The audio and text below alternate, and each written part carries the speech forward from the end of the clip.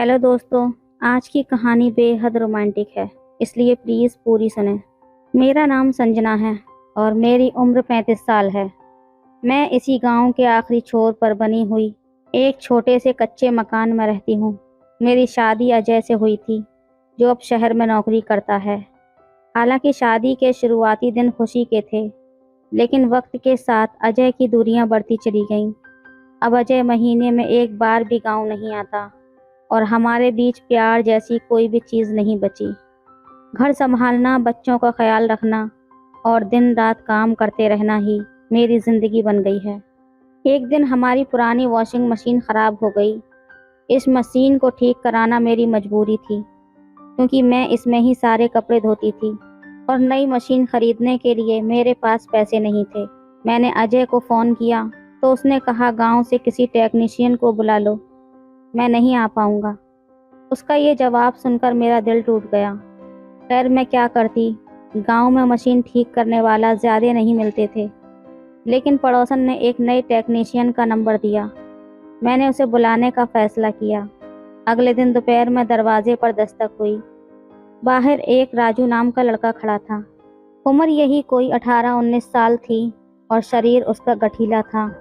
उसकी हल्की दाढ़ी थी और साधारण कपड़ों में था, मगर आंखों में अजीब सी चमक थी। उसने मुस्कुराते हुए कहा, नमस्ते भाभी जी, मैं वॉशिंग मशीन देखने आया हूँ। उसकी मुस्कान में कुछ ऐसा था कि मेरे मन में अजीब हलचल होने लगी। मैंने दरवाज़ा खोला और उसे अंदर बुलाया।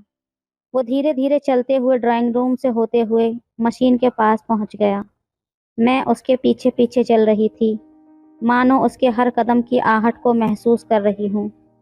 मशीन को देखने के लिए वो झुका और मैं पास खड़ी उसे देखती रही। ये पावर सप्लाई में गड़बड़ लगती है, उसने कहा। एक औजार निकालते हुए उसकी आवाज़ में अपनापन था, जैसे वो किसी अजनबी नहीं बल्कि घर का ही हिस्सा हो। वो अपने काम में लगा रहा और मैं उसे वहीं खड़ी निहारती रही। मुझे समझ नहीं आ रहा था कि क्यों, लेकिन उसकी मौजूदगी में मुझे थोड़ी राहत महसूस हो रही थी। शायद इसी वजह से मैं उससे बार बार छोटे मोटे सवाल पूछती रही। कितना समय लगेगा ठीक करने में? बस आधा घंटा भाभी जी, आप परेशान मत होइए। मशीन ठीक होने तक मैं किचन में जाकर चाय बना लाई। जब मैं उसे चाय पकड़ाने गई, तभी उसका हाथ मेरे हाथ से हल्के से टच हो गया। एक पल के लिए मेरी धड़कनें तेज हो गईं। शायद इसे संयोग कह सकते हैं, मगर उस स्पर्श में अजीब सी गर्मी थी। राजू ने मशीन ठीक कर दी और मैं उसे दरवाजे तक छोड़ने गई। मैंने उसको धन्यवाद किया। अगली बार कुछ भी दिक्कत हो तो मुझे ही बुलाइएगा, उसने मुस्कुराते हुए कहा और चला गया। वो तो चला गया था, मगर उसकी मुस्कान मेरे दिलो दिमाग पर रह गई। ऐसा लगने लगा जैसे मेरी बेजान जिंदगी में किसी ने रंग भर दिए हों। उस रात मैं सो नहीं पाई। उसकी आंखें और मुस्कान बार बार मेरे जहन में आ रही थी। अगले दिन मशीन फिर से बंद हो गई, या शायद मैं बहाना ढूंढ रही थी उसे दोबारा बुलाने का। मैंने उसे फिर से फ़ोन किया और वो आधा घंटे में ही आ गया। इस बार वो थोड़ा बेफिक्र था, जैसे हम पहले से ही एक दूसरे को जानते हों। जब वो मशीन ठीक कर रहा था, मैं पास में खड़ी थी। अचानक उसने काम के बीच मेरी ओर देखा और हल्के से मुस्कुराया। आप बहुत थकी हुई लग रही हैं भाभी जी, सब ठीक तो है ना? उसके सवाल में एक अजीब सा अपनापन था, जैसे वो मेरी तकलीफ़ों को समझ रहा हो। मैं चाहती थी कि कोई मुझसे पूछे कि मैं कैसी हूँ। अजय से ये उम्मीद कब की टूट चुकी थी। हाँ, बस यूं ही मैंने मुस्कुराकर बात को टाल दिया। काम ख़त्म करके जब वो जाने लगा, तो मैंने उसे चाय के लिए रोक लिया। वो मना नहीं कर पाया। इस बार हम दोनों ने चुपचाप एक दूसरे की आंखों में कुछ ढूंढते हुए चाय पी। उसकी आंखों में मेरे लिए एक अजीब सा आकर्षण था। राजू ने जाते जाते अचानक मेरी तरफ झुककर मेरे गाल पर हल्का सा चुंबन कर दिया। मैं एकदम से हैरान रह गई। मेरे हाथ कांपने लगे और चेहरा तपने लगा। वो तुरंत पीछे हट गया और बोला, सॉरी भाभी जी, मुझसे गलती हो गई। मगर वो गलती नहीं थी। उस स्पर्श में ऐसी गर्मी थी जो मुझे सालों से महसूस नहीं हुई थी। मुझे पता था कि ये गलत था, मगर फिर भी कहीं न कहीं उस एहसास में एक सुकून था। वो चुपचाप बाहर चला गया, मगर मेरी धड़कनें तेज हो गई थीं। उस एक पल ने मेरी जिंदगी में भूचाल ला दिया था। राजू के जाने के बाद मेरे मन किसी तूफान से घिर गया था। उस गाल पर छोड़ा गया हल्का चुंबन, उसकी आंखों की चमक और उसका जाना, सब कुछ जैसे मेरे मन में अटक गया था।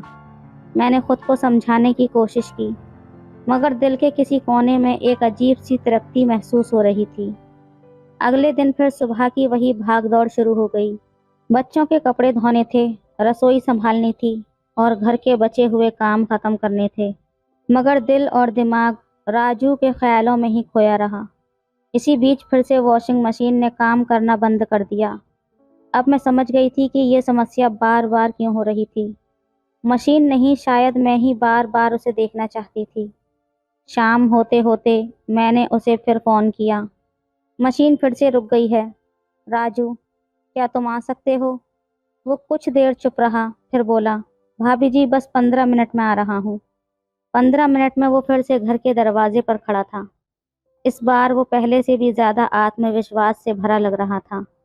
मैंने दरवाज़ा खोला और वो बिना ज़्यादा बोले सीधा मशीन के पास चला गया। जैसे जैसे वो अपने औजार निकालने लगा, मैं भी उसके करीब जाकर खड़ी हो गई। वो मशीन के तारों को ठीक कर रहा था और मैं उसे पास से देख रही थी। अचानक वो खड़ा हुआ और मुझे पीछे से कसकर गले लगा लिया। उसकी गर्म सांसें मेरी गर्दन से टकराने लगीं और उस पल में मेरा पूरा शरीर जैसे सिहर उठा। मैंने चाहा कि खुद को छुड़ा लूं, मगर वो पकड़ इतनी नरम और प्यार भरी थी कि मेरे हाथ कांप गए। तुम ये क्या कर रहे हो राजू? मैंने थरथराती आवाज़ में कहा। भाभी जी, मैं आपको बस एक पल की खुशी देना चाहता हूँ। मैं देख सकता हूँ कि आप कितनी अकेली हैं, उसने धीरे से कहा। उसके शब्दों में एक सच्चाई थी जो मुझे अंदर तक हिला गई। मुझे समझ नहीं आ रहा था कि क्या करना चाहिए। मेरे दिल और दिमाग में लड़ाई चल रही थी, और क्या ये गलत था या शायद ये वही सुकून था जिसकी मुझे सालों से तलाश थी। मैंने अचानक अपने आप को संभाला और उसे ज़ोर से थप्पड़ मार दिया। राजू के चेहरे पर एक हल्की परछाई सी आई, मगर उसने कुछ नहीं कहा। वो सिर्फ चुपचाप मेरी आंखों में देखता रहा, जैसे उसे पता हो कि मैं क्या महसूस कर रही हूँ। तुम्हें ऐसा नहीं करना चाहिए था, मैंने गुस्से में कहा, मगर मेरी आवाज़ खुद ही विश्वास से खाली थी। माफ़ कीजिए भाभी जी, मैं आपको तकलीफ़ नहीं देना चाहता था। बस मैं तो आपकी आंखों में जो अकेलापन देखा, उससे खुद को रोक नहीं पाया। उसकी ये बातें सुनकर मेरा गुस्सा धीरे धीरे पिघलने लगा। उसकी आंखों में एक ऐसी मासूमियत थी जो मुझे अंदर तक छू गई थी। राजू ने अपना काम पूरा किया और जाने के लिए मुड़ा, लेकिन जाने से पहले उसने कहा, भाभी जी, अगर कभी बात करने का मन हो तो मुझे बुला लेना। ये कहकर वो तो बाहर चला गया और मैं हैरानी से वहीं खड़ी खड़ी उसे देखती रही। मगर इस बार मेरे दिल में अजीब सी हलचल के साथ बेचैनी भी थी। अब मैं हर वक्त बस उसके बारे में सोचने लगी थी। उसकी मासूमियत, उसका प्यार और उसका वो एक पल का स्पर्श, सब कुछ जैसे मेरे दिल में गहरा असर कर गया था। रात भर मैं सो नहीं पाई। मेरे पति की बेरुखी, घर का बोझ और मेरी वीरान जिंदगी ने मुझे जकड़ रखा था। राजू ने जो प्यार का एहसास कराया था, वो अब मेरे दिल में गहराई तक उतर चुका था। अगली सुबह मैंने तय कर लिया कि मैं अब और नहीं सहूँगी। मैंने राजू को फिर से बुलाया, लेकिन इस बार कोई बहाना नहीं था। मैंने उसे सीधे बुलाया क्योंकि अब मैं उसके बिना नहीं रहना चाहती थी। वो दोपहर में आया, मैं उसे घर के अंदर ले आई और इस बार दरवाज़ा बंद कर दिया। मेरी आंखों में आंसू थे, मगर इन आंसुओं में राहत भी थी। मैंने बिना कुछ कहे राजू को अपने गले से लगा लिया। उसने भी मुझे प्यार से थाम लिया था, जैसे सालों की थकान को मिटाने का यही एक तरीका हो। भाभी जी, आप बिल्कुल भी अकेली नहीं हैं, मैं हमेशा आपके साथ हूँ, उसने धीरे से कहा। मैंने धीरे से उसका हाथ पकड़ा और उसे बेडरूम में ले गई। बेडरूम में पहुँचते ही मैंने दरवाज़ा अंदर से बंद कर दिया। कमरे की हल्की रोशनी में उसकी आंखों की गहराई मुझे और उसकी ओर खींच रही थी। मैंने उसे फिर से कसकर गले लगाया, जैसे अपने सारे टूटे सपनों को उसके आलिंगन से समेट लेना चाहती थी। फिर उसने मेरी ठोड़ी को हल्के से ऊपर उठाया और प्यार से मेरी तरफ देखा। बिना कोई शब्द कहे बस हमारी धड़कनें बोल रही थीं। उसने मुझे अपनी बाहों में और भी कसकर पकड़ लिया था। हम दोनों इतने करीब आ गए कि हमारी नाकें एक दूसरे से टकराने लगीं। उसकी गर्म सांसें मेरे चेहरे से टकरा रही थीं और मैं उसकी आंखों में देखे जा रही थी, जैसे वहाँ कोई अनकही कहानी छिपी हो। वो धीरे धीरे मेरे गालों को सहलाने लगा। उसके स्पर्श में ऐसा अपनापन था जिसे मैंने बरसों से नहीं महसूस किया था। मैं उसकी आंखों में डूबी जा रही थी और वो मेरी आंखों में। उसने धीरे धीरे अपने हाथों से मेरा चेहरा थामा। उसकी उंगलियों का हल्का सा स्पर्श मेरे अंदर एक अजीब सी सिहरन पैदा कर गया था। उसकी निगाहें अब मेरे लाल होंठों पर टिक गई थीं। मैं उसकी आंखों में झांक रही थी और साफ साफ देख सकती थी कि वो मुझे चूमना चाहता था। सच कहूँ तो मैं भी उस पल का इंतज़ार कर रही थी। मेरे दिल की धड़कनें अब तेज़ हो गई थीं, जैसे कोई तूफान अंदर मच रहा हो। उसकी सांसों की गर्मी मेरे चेहरे से टकरा रही थी और मेरे अंदर का हर हिस्सा मानो उसे करीब आने की इजाज़त दे रहा था। वो धीरे धीरे मेरे होंठों की ओर बढ़ने लगा। उसके चेहरे की मासूमियत और चाहत ने मुझे बेचैन कर दिया था। हमारा चेहरा अब इतना करीब था कि हमारी सांसें एक दूसरे में घुलने लगी थीं। मेरी आंखें खुद ब खुद बंद हो गईं। मैंने खुद को पूरी तरह से उस पल के हवाले कर दिया। लेकिन तभी मेरे दिल में एक ख्याल जागा, एक ऐसा ख्याल जिसने मुझे जैसे किसी गहरी नींद से जगा दिया हो।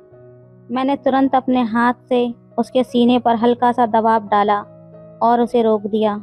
बस 1 मिनट राजू, मैंने धीमे से कांपती हुई आवाज़ में कहा। वो अचानक चौंक गया। उसकी आंखों में उलझन साफ नजर आ रही थी, जैसे उसके मन का सपना टूट गया हो। मैं उससे थोड़ी दूर हट गई। मैं उसकी बेचैनी महसूस कर सकती थी। उसकी निगाहें सवाल कर रही थीं, लेकिन मैंने कुछ नहीं कहा। फिर मैं पास रखी मेज़ की तरफ बढ़ी। मेरी आंखों में अब भी एक ठहराव था, लेकिन मेरे अंदर कई तूफान उठ रहे थे। मैंने अपने गले में पहना हुआ मंगलसूत्र धीरे से निकाला। मेरी अब उंगलियां कांप रही थीं। उस छोटे से मंगलसूत्र को मैं देर तक अपनी हथेली में थामे खड़ी रही। ये मेरे और समाज के बीच की आखिरी डोर थी। फिर मैंने गहरी सांस ली और उस मंगलसूत्र को मेज़ की दराज में रख दिया। एक पल के लिए ठहरकर खुद को महसूस किया। मुझे ऐसा लगा जैसे कोई बड़ा बोझ मेरे सर से उतर गया हो। मैंने धीरे से अपनी साड़ी का पल्लू कंधे से गिरा दिया और अपने बालों को अच्छी तरह से खोल दिया। बालों की लटें मेरे चेहरे पर आकर गिरने लगी थीं। मैंने अपनी सांसों को संभाला और वापस उसकी ओर बढ़ गई। वो अब भी मुझे ही देख रहा था। शायद समझ नहीं पाया था कि मैं क्या कर रही हूँ, लेकिन उसकी आंखों में अब भी वही प्यास थी। मैंने उसके पास जाकर उसका चेहरा अपने हाथों में थाम लिया। एक बार फिर से उसकी नाक मेरी नाक को छू गई थी।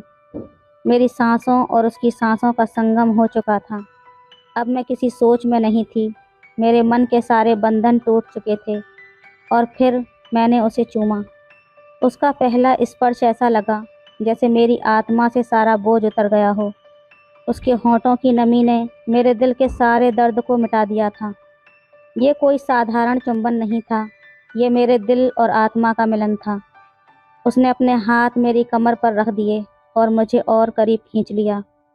मैं उस पल में पूरी तरह खो चुकी थी। वो पल ऐसा था जिसे मैं चाहकर भी कभी नहीं भूल सकती। मेरा पूरा वजूद उस चुंबन में समा गया था। मेरे जीवन के सारे खालीपन को जैसे उसने अपने होंठों के स्पर्श से भर दिया था। उसके होंठों की नरमी और उसकी बाहों की गर्मी में मैं पिघल चुकी थी। दोपहर से लेकर रात तक हम एक दूसरे की बाहों में खोए रहे। हम एक दूसरे को चूमते और छूते रहे, जैसे ये लम्हा कभी ख़त्म न हो। दुनिया की हर फिक्र उस कमरे से बाहर छूट चुकी थी और हम सिर्फ उस लम्हे में जिंदा थे। उस पल में हमने सारी सीमाएं तोड़ दी। बिना कोई शब्द कहे हम दोनों ने एक दूसरे को समझा। घर के हर कमरे, हर कोने में हमारी कहानियां छिपने लगीं। वो मेरा साथ देने आया था और मैं अब इस पल को जीना चाहती थी, बिना किसी पछतावे के। फिर धीरे धीरे हम लोग सो गए, थकान से नहीं बल्कि सुकून से। अचानक मोबाइल का अलार्म बजा। सुबह के 4 बज चुके थे। मैं अब भी उसकी बाहों में सोई हुई थी, लेकिन मुझे पता था कि उसे अब जाना होगा। मैंने उसे धीरे से उठाया और कहा, लोगों के जागने से पहले तुम चुपचाप निकल जाओ। उसने नींद से भरी आंखों से मेरी तरफ देखा, लेकिन बिना किसी सवाल के तैयार होने लगा। उसने अपने कपड़े पहने और मैं उसे दरवाजे तक छोड़ने के लिए उसके पीछे चल दी। मेरा दिल उसे रोकना चाहता था, लेकिन हालात की मजबूरी कुछ और कह रही थी। दरवाज़ा खोलने से पहले उसने एक बार फिर मुझे होठों पर चूमा। मैं शर्मा गई, लेकिन मेरी आंखों में इंतज़ार का वादा था। मैंने धीरे से कहा, कल फिर से किसी बहाने से आ जाना, मैं इंतज़ार करूंगी। उसने मुस्कुराकर हामी भरी और फिर दरवाजे से बाहर निकल गया। मैंने दरवाज़ा बंद किया और वापस बेडरूम में चली गई। शर्माते हुए तकिए में मुंह छुपाकर सोने की कोशिश करने लगी, लेकिन दिल अब भी उसी के ख्यालों में डूबा हुआ था। उस दिन से हमारी ज़िंदगी बदल गई। वो एक लम्हा जिसमें हमने प्यार को पूरी तरह से महसूस किया था।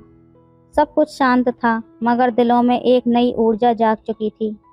इस कहानी का अंत यही होता है, जहाँ दोनों ने अपने अपने दुखों से बाहर निकलकर एक दूसरे में सुकून पाया।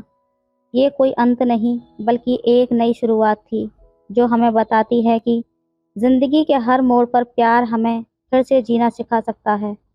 तो प्यारे दोस्तों, ये थी आज की कहानी। आपकी क्या राय है इस कहानी पर? हमें कमेंट में ज़रूर बताएं। वीडियो अच्छी लगे तो लाइक करें, शेयर करें, सब्सक्राइब करें। धन्यवाद करें।